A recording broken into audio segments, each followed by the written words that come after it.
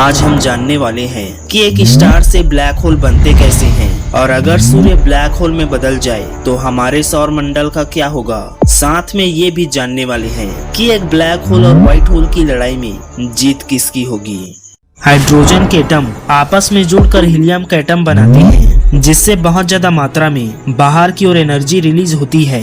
यह एनर्जी बाहर की ओर जाती तो है, पर स्टार की ग्रेविटी एनर्जी का 95% हिस्सा वापस से अपने अंदर खींच लेती है। इससे स्टार के अंदर और बाहर एक बैलेंस फोर्स क्रिएट होता है और स्टार स्टेबल रहता है। यह प्रक्रिया ऐसे ही करोड़ों अरबों साल तक चलती रहती है और स्टार धीरे धीरे अपने कोर में आयरन जैसे हैवी मेटल बनाने लगता है। अब जैसे जैसे कोर में आयरन बनने लगता है, स्टार भी धीरे धीरे डेथ की ओर बढ़ने लगता है। यहाँ आपको बता दें कि आयरन एक ऐसा मेटल है जिसे फ्यूज होने के लिए बहुत ज्यादा एनर्जी की जरूरत पड़ती है, पर स्टार में इतनी एनर्जी नहीं होती, जिससे उसका कोर सॉलिड हो जाता है और स्टार का सारा मैटर एक छोटे से बिंदु पर केंद्रित हो जाता है।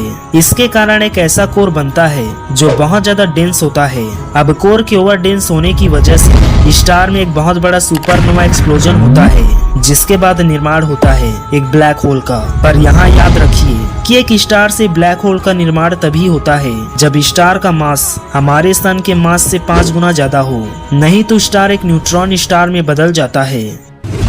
तो दोस्तों, सूर्य के ब्लैक होल में बदलने से सौर मंडल के सभी प्लैनेट एक एक करके ब्लैक होल के अंदर खींचते चले जाएंगे और हमारा पूरा सौर मंडल ब्लैक होल के अंदर समा जाएगा। लेकिन ये सही नहीं है, और अगर आप ऐसा सोच रहे हैं तो ये आपकी गलत अवधारणा है, क्योंकि सूर्य के ब्लैक होल में बदलने से हमारी पृथ्वी और सौर मंडल के दूसरे ग्रहों पर ग्रेविटेशनली कोई बड़ा प्रभाव नहीं पड़ेगा। दरअसल किसी भी ऑब्जेक्ट की ग्रेविटी उसके मास पर निर्भर करती है, तो इसलिए जब सूर्य ब्लैक होल में चेंज होगा तो उस ब्लैक होल का मास और ग्रेविटी भी उतना ही होगा, जिससे सौर मंडल के प्लैनेट पर कोई मेजर प्रभाव नहीं पड़ेगा। पर हाँ, सूर्य के अनुपस्थिति में करीब 8 मिनट बाद हमारी पृथ्वी के साथ साथ अदर प्लैनेट पूरी तरह से जम जाएंगे और पृथ्वी पर बिना सूर्य की पूरी जीवन ही नष्ट हो जाएगी।